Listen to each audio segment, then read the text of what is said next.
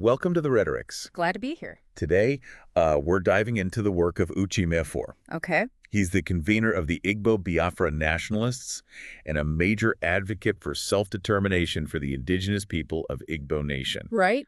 His writings make a powerful case for a UN-supervised plebiscite to decide the future of the southeast Igbo Biafra region of Nigeria. It's a really compelling argument. And it gets right to the heart of some major tensions between national sovereignty and, the rights of a people to determine their own destiny. Exactly. And Mefo really takes this idea of territorial integrity head on. Yeah, he doesn't shy away from it. He says Nigeria uses this principle almost like a shield. Right. But he argues it's really a way to mask human rights violations. And deny the Igbo people their right to self-determination. Exactly. It's a bold claim. It is. And it forces us to look at this tension between a nation's sovereignty and the rights of its people. It's a very complex situation. Oh. To really grasp the weight of this demand for a plebiscite, I think we need to take a step back and look at the historical context. Makes sense. What's led to this point? Well, the Igbo people have a distinct cultural and economic identity within Nigeria. Right. And they've faced consistent political and economic marginalization. They feel left out. And then there's the history of military aggression directed at them. Especially impacting Igbo youth. Right. These are deep-seated grievances that have fueled this call for self-determination. Exactly. Mefo goes beyond just saying they feel left out. Yeah. He points to what he sees as a fundamental injustice. He compares the autonomy that's been granted to northern Nigeria through Sharia law with how the southeast Igbo Biafra regions demands for similar self-determination have been met. That's a key point. And it hasn't been met with the same. No, he's highlighting this perceived double standard. Yeah. And that feeds right into his challenge to Nigeria's argument about territorial integrity. It undercuts their whole position. He's basically saying, look, how can Nigeria claim that territorial integrity is paramount? Right. When they've compromised on it in the past. And they allow certain forms of autonomy within their own borders. Exactly. It's a powerful argument. It is, but to be fair, before we jump into the counter-argument, we should lay out Nigeria's perspective. Okay. What's their main rationale for opposing Igbo self-determination? From their point of view, maintaining the non-violation of territorial integrity is non-negotiable. Okay. They see it as vital for national stability. They don't want the country to fracture. Right. Preventing the country from breaking up along ethnic or regional lines. Which is a concern many nations face. It is this balancing act between unity and the demands of diverse populations. It's a tough one. It is. But Mefo doesn't let Nigeria off the hook that easily. No, he doesn't. He brings up specific examples to challenge this absolute claim of territorial integrity. Exactly. He uses two really powerful examples. Okay, lay them out for us. To expose what he sees as hypocrisy in Nigeria's position. Okay. The first one is the Bakassi Peninsula. Right, I remember reading about that. Nigeria ceded this territory to Cameroon following a ruling by the International Court of Justice. Wow. This shows that their commitment to territorial integrity isn't absolute. They've been willing to compromise. They have when it's suited their interests or when faced with international pressure. Interesting. And the second example hits even closer to home. Okay, this is the one about Sharia law. You got it. Mefo brings up the adoption of Sharia law in northern Nigeria, characterizing it as a form of de facto secession within the country itself. It's like a state within a state. It is. And this is where his argument gets really sharp. He's essentially saying, look, you're allowing a form of self-determination for one part of the country. But denying it to another? Exactly. It directly contradicts their stance against Igbo autonomy.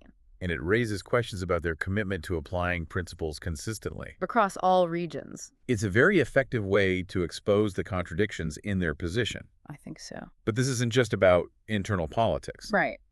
Mefo grounds his argument in the international legal framework as well. Absolutely. Yeah. He points to key international legal documents that recognize the right to self-determination. Which documents are we talking about here?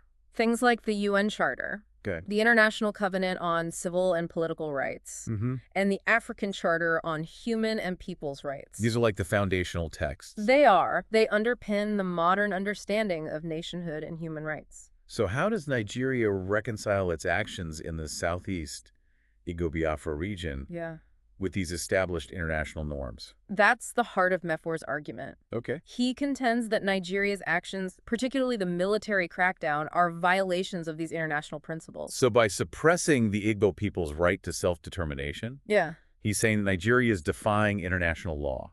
Exactly. It sounds like he's building a strong case here. It's compelling. But it's one thing to declare independence. And expect recognition from the world. It's a whole other ball game. Right. What's the strategy here? That's where the call for a UN-supervised plebiscite comes in. Okay. He sees this as the most legitimate and peaceful path to resolving this question of the Southeast Igbo Biafra region's future. Right. It's not just about making a declaration. It's about engaging the international community. Exactly. And seeking a resolution through established legal processes. So why is that UN involvement so critical? It ensures impartiality. Okay. It prevents the Nigerian government from influencing the outcome or manipulating the process. To their advantage. Exactly. Yeah. Having a neutral third party like the UN is key. So it's about creating a level playing field. Yeah, and guaranteeing a legitimate process. So a UN-backed referendum would essentially lend legitimacy to the results. Regardless of the outcome. So whether the Southeast Igbo Biafra region votes for independence or chooses some other arrangement. Yeah. Having the UN involved provides that international oversight. It does. And helps ensure the process is respected. By all parties involved. That makes sense. It's about building trust in the process. But even if they vote for independence, yeah, they'd still need to meet certain criteria to be considered a viable state. Absolutely. You can't just declare yourself a country. No, you can't. And expect everyone to just go along with it. That's right. So Mefor addresses this. He does. He argues that the Southeast Igbo Biafra region already fulfills the 4 key criteria for statehood. As outlined in the Montevideo Convention. Okay, let's break that down. Sure. What are we talking about here? So the Montevideo Convention, which was signed back in 1933, right, outlines the essential elements of statehood. Got it. First, you need a permanent population. Okay. And Mefor points to the cultural and linguistic cohesion of the Igbo people, arguing that they have a distinct identity and a shared history that satisfies this requirement. So a population with a shared identity and a claim to a specific territory. What's the second criteria? A defined territory. And that's key. This one is crucial. Yeah. The Southeast Igbo Biafra region can point to a clear geographical and historical delineation. As the traditional Igbo homeland. Right. This isn't about drawing arbitrary lines on a map. It's about demonstrating that connection. It is a historical and cultural connection to a specific piece of land. They seem to tick that box. Yeah. What about a functioning government? That's a tricky one. That seems like it would be hard to demonstrate. It is if you're not already an independent state. Right. But Mefor doesn't shy away from this. Okay. He points to existing administrative systems and leadership structures. Within the region? Yes, within the Southeast Igbo Biafra region. So they have some experience with self-governance? He argues they do, and that they have the capacity to establish a functioning state apparatus. Meaning the institutions and systems needed to run a country effectively. Exactly. That's a bold claim. It is. And the final criteria? The capacity for relations with other states. So this one's about demonstrating that you can function on the world stage. Right. Can you operate as an independent actor? Interact with other countries? Exactly. Establish relationships? And participate in global affairs.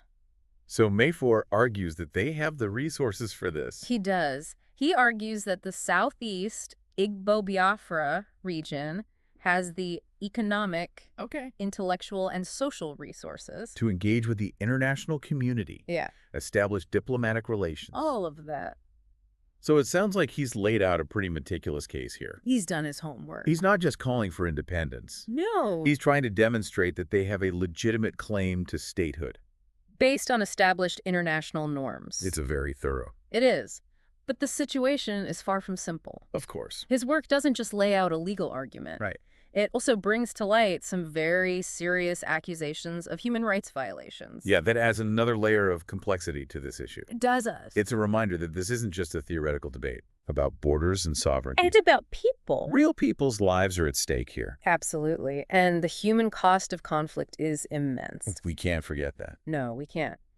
And that brings us to this concept of the responsibility to protect, R2P. or R2P. Which we'll explore further in the next part of our discussion. It's a complex and controversial topic. It is. But it goes to the heart of the international community's role in preventing and responding to mass atrocities. A very important topic. It is. Welcome back to the rhetorics. Picking up where we left off. Yeah. With Uche Mefor's argument for a UN-supervised plebiscite. Right. In the southeast Igbo Biafra region of Nigeria. It's a compelling idea. It is, yeah. But it also raises a lot of practical questions. Of course. It seems like a massive undertaking. It would be. A plebiscite is more than just a vote. It is. It's about navigating these complex political and social dynamics. Absolutely. So how do you even begin to organize something like that in a region with such a fraught history? You're right to highlight the complexity. Yeah. A successful plebiscite demands really meticulous planning.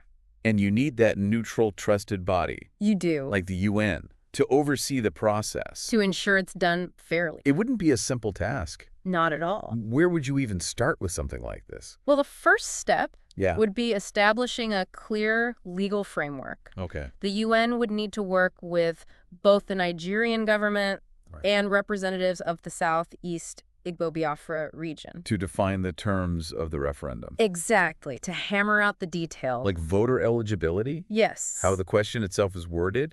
And what criteria would constitute a valid outcome? All of those crucial aspects. And I imagine those points would be highly contested. Oh, absolutely. Defining who gets to vote, how the question is phrased. Right. What constitutes a yes or a no.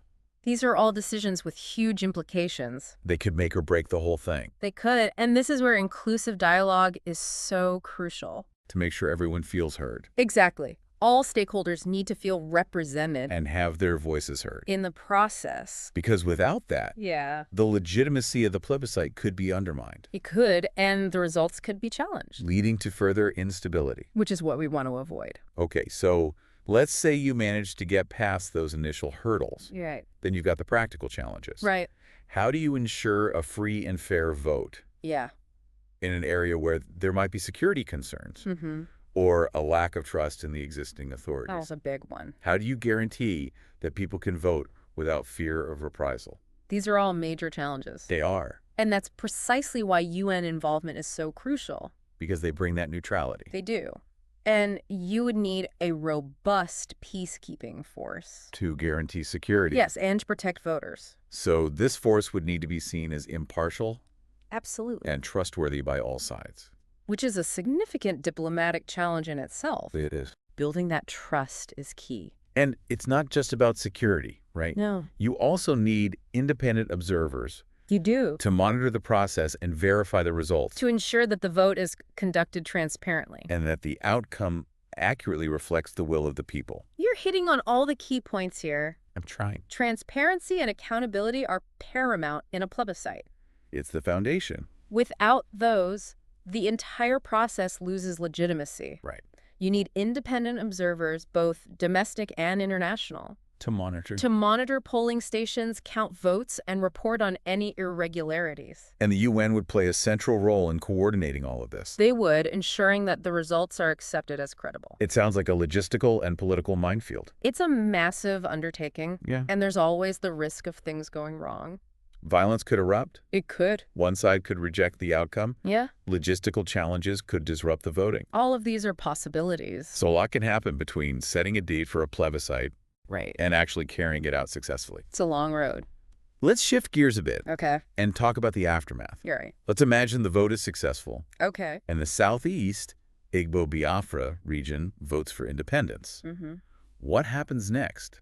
It's not as simple as just becoming a new country overnight, even with a clear yes vote. There'd be a transition period? There would be a significant one. It wouldn't be a sudden break. Yeah. It would involve complex negotiations with Nigeria. Absolutely. To define the terms of separation. To establish new borders. To manage the division of assets and responsibilities. It would be a huge undertaking. It sounds like untangling a Gordian knot. It would be a complex web of political, economic, and social ties. And then there's the task of setting up all the institutions of a new state. Right. Establishing a new currency. Creating a functioning legal system. Building a diplomatic corps. Seeking international recognition. Countless other challenges. Nation building is a complex process. even under the best of circumstances. Absolutely. It's easy to get caught up in the excitement of a yes vote. Yeah. But the reality is, independence would come with a whole host of new challenges. And uncertainties. We can't forget about the potential economic ramifications. No. The Southeast, Igbo-Biafra region, has significant resources. Right. But secession could disrupt existing trade relationships. It could, and create economic uncertainty. So building a stable and prosperous economy would be a major priority. For any newly independent state? It would be at the top of the list. It would. So even if the plebiscite is deemed free and fair, and even if the outcome is a clear yes for independence, right, the road ahead would be far from smooth. That's the reality. What about the potential for conflict? That's a major concern. You talked about that earlier. We did. It seems like a significant risk. It is. Even if the plebiscite itself is peaceful. Right, even if the outcome is clear. There's no guarantee that Nigeria would just accept the outcome. You're right to flag that. Especially if it means losing a significant portion of their territory. And resources. So the potential for conflict, even armed conflict, can't be dismissed. It's a real possibility. It's a sobering thought. It is. Would we be looking at a repeat of the Biafran War? It's impossible to predict the future with certainty. Right. But the risk of renewed conflict is a very real concern. And it underscores the importance of international involvement. Throughout the entire process. The international community would have a vital role to play. They would. In mediating between Nigeria and the Southeast Igbo-Biafra region. Encouraging dialogue. And working to prevent any escalation of tensions. Exactly. It's about keeping those lines of communication open. I'm starting to see why MEF4 emphasizes the UN so much. Yeah. It's not just about overseeing the vote itself. Right. It's about managing the aftermath. It is. Mitigating the potential risks. And working towards a peaceful and stable transition. Regardless of the outcome. So the UN's presence would be crucial. Absolutely. For lending legitimacy to the process. Right. Deterring violence. Yeah. And facilitating dialogue. A successful plebiscite isn't just about ticking boxes and counting votes. It's about creating a framework for a peaceful and sustainable future. Okay, let's say for argument's sake that everything goes as smoothly as possible. Right. The Southeast Igbo-Biafra region votes for independence. Okay. The transition is peaceful. Yeah. They become a recognized nation. What are some of the challenges they might face as a newly independent state? That's a great question. What hurdles would they have to overcome? To build a stable and thriving nation, one of the most immediate challenges would be establishing a stable and effective government. Okay. This means drafting a constitution, holding elections. Creating all the institutions you need for a functioning democracy. Exactly. It sounds like a daunting task. It is building a nation from the ground up. It's a monumental undertaking. And it's not just about internal stability. They would also need to build strong relationships with other countries. Secure recognition from the international community. Establish trade partnerships to foster economic growth. I imagine their relationship with Nigeria would be particularly crucial. Absolutely. Even after achieving independence. Cultivating a cooperative relationship with Nigeria even after secession would be essential. To address issues like border security trade. The movement of people between the two entities. So a hostile relationship with Nigeria would be detrimental. To both sides. It seems like the path to a peaceful and prosperous future for an independent Southeast Igbo-Biafra. It would be fraught with challenges. Even under the best of circumstances. There's no doubt about that. Nation building is never easy. And the stakes are even higher when you're coming from a history of conflict. And division. But let's shift our focus for a moment. Okay. And consider the other possible outcome of a plebiscite. Right. What happens if the vote is against independence? That's a crucial question. It is. While MEF4 focuses on making the case for independence, we can't ignore the possibility of a no vote. We can't. What do you think would happen in that scenario? It's impossible to say for certain. Of course. But a lot would depend on the margin of the vote. How close is it?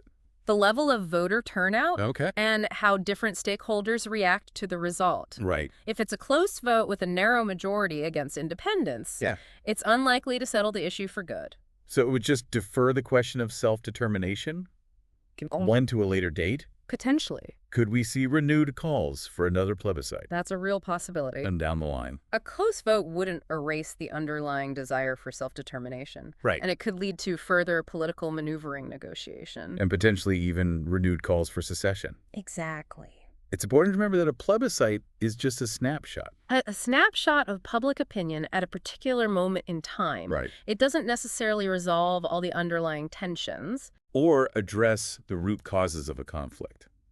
So even a no vote wouldn't necessarily mean a return to the status quo. It might not. It could usher in a new phase. In the struggle for self-determination. What would be the implications for the relationship between the Southeast, Igbo Biafra region, and the Nigerian government? That's where things get really interesting. Okay. A no vote wouldn't erase the grievances that have fueled the call for independence. Exactly. It would put a huge onus on the Nigerian government to address those grievances, to show they're committed to inclusivity, equality, and to addressing the concerns of the Southeast Igbo Biafra region. It's a chance for them to prove themselves. So, in a sense, a no vote could be seen as a challenge. A challenge to the Nigerian government. To prove that they can effectively govern a diverse nation. Right. And address the concerns of all its citizens. Regardless of region or ethnicity. So it's not an end point. No. But rather a starting point. For a new phase in the relationship between the Southeast Igbo Biafra region and the Nigerian government. And it's important to remember that even if the vote is against independence, the underlying issues that led to the call for a plebiscite, they wouldn't just disappear. No, addressing those issues, working towards reconciliation, building trust, would be crucial for ensuring long-term stability and preventing future conflict. This has been a really insightful conversation. It has. We've explored the complexities of a potential plebiscite. The challenges of nation building. The need for ongoing dialogue and reconciliation. But there's one more aspect of this issue we need to unpack. Before we wrap up. You're referring to the responsibility to protect, or R2P. I am. Which we touched on earlier. We did. It's a complex and often controversial concept. It is. But it goes to the heart of the international community's obligations. In the face of potential atrocities. It's a weighty topic. It is. But one that can't be ignored in this context. No, we can't ignore it. So let's delve deeper into what R2P is. Okay. How it might apply to the situation in the Southeast Igbo Biafra region. Right. And what the potential implications of its activation could be. Let's do it. Welcome back to the Rhetorics. Good to be back. We've been talking about Uche Mefor's arguments for self-determination. Right, in the Southeast Igbo Biafra region. And we touched on this idea of the responsibility to protect. R2P. Or R2P. It's a concept that often sparks debate. It does. Yeah, a lot of questions about sovereignty. Intervention. The role of the international community. It's a big one. Yeah. But it's crucial to understand what it is. Yeah. And how it might apply to this situation. Especially with the allegations of human rights abuses. That Mefor highlights in his work. Right. Those can't be ignored. So let's break it down. Okay. For our listeners. Yeah. R2P gets thrown around a lot, but what does it actually mean in practice? Okay, so R2P emerged from the 2005 World Summit at the United Nations. It's based on the idea that states have a primary responsibility to protect their own populations from mass atrocities. And we're talking about things like genocide, war crimes, ethnic cleansing, crimes against humanity. The worst of the worst.